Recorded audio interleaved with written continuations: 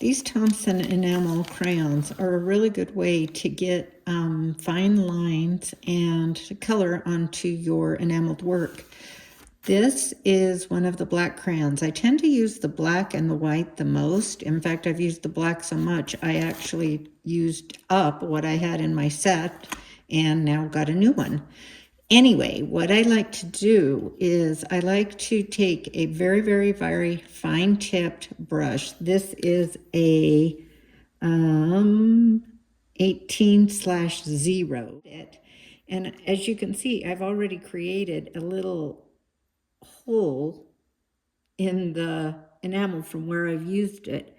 But what I do is I dampen the center of it, and then it kind of creates like a watercolor effect as far as it just gets wet and then is there for painting.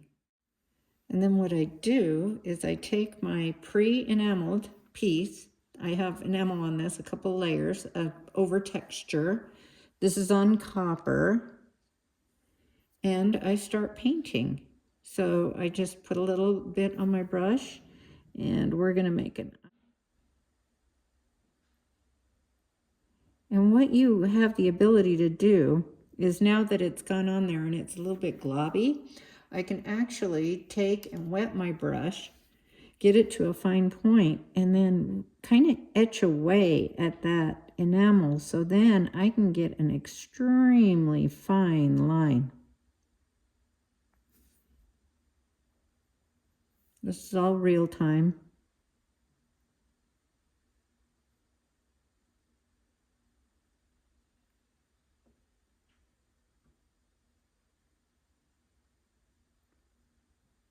The two colors, like I say, I like to use the most are the black and the white, just because I'm usually doing them over the top of other enamels, and I just like the pure color of the black and the white.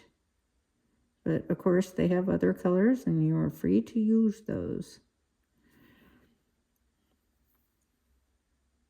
So I'm dipping in my water, I dip in my crayon, I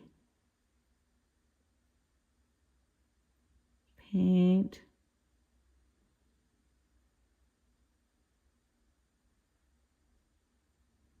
And what I do is I slowly fine tune. I may create a shading effect by just making a wash and then just taking and making it a little bit more grayscale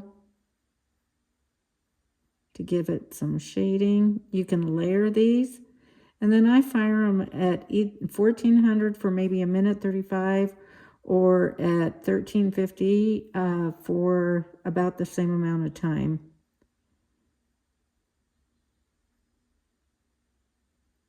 So now I'm just kind of creating shadows.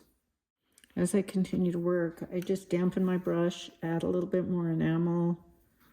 Here I'm washing some of it away, then putting it back on just to get a shadow effect. If you're having trouble with it sticking, you can put a little bit of spit no more on here, because I've got oils from my fingers.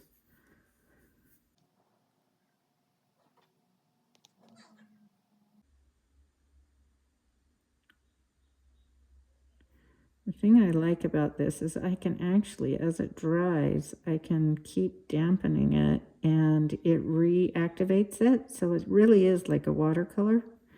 And I can get some pretty decent details. Like this line is way too hard. So I'm just going to kind of soften it. I may work on a piece like this for easily a half hour to longer. If I get a mistake like I just did here, I just dampen my brush and erase with water.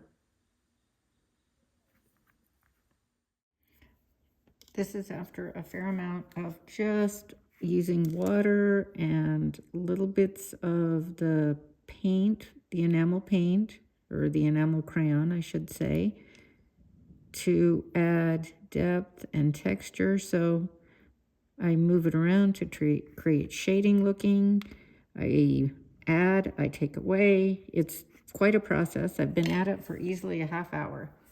And now what I'm going to do, the other thing that I really like about these is you can, if you don't add a lot of water, you can overlay them. So now I have my white, and I'm going to do the same thing where I'm going to take my brush and I'm going to put a little bit of water on my brush and activate the enamel in here. If you can see, activate it, get some on my brush, and then I can paint over. I'm getting rid of, there's a little drop of water here. I just use my finger to get rid of that drop so it doesn't blob onto my unfired enamel and make it run away. But then I can actually put my colors over top of one another. And notice how fine those lines are. And if I don't like something, like I don't like that one little top white line, I just get my brush wet and I erase by washing it off. And there you go. And I don't like all of these white lines being quite so dramatic, so I'm going to use my water to just soften them. They barely will show anyway, but I don't want all of them being so dramatically there. So I'm just kind of going to blend them in. And we have an eyeball.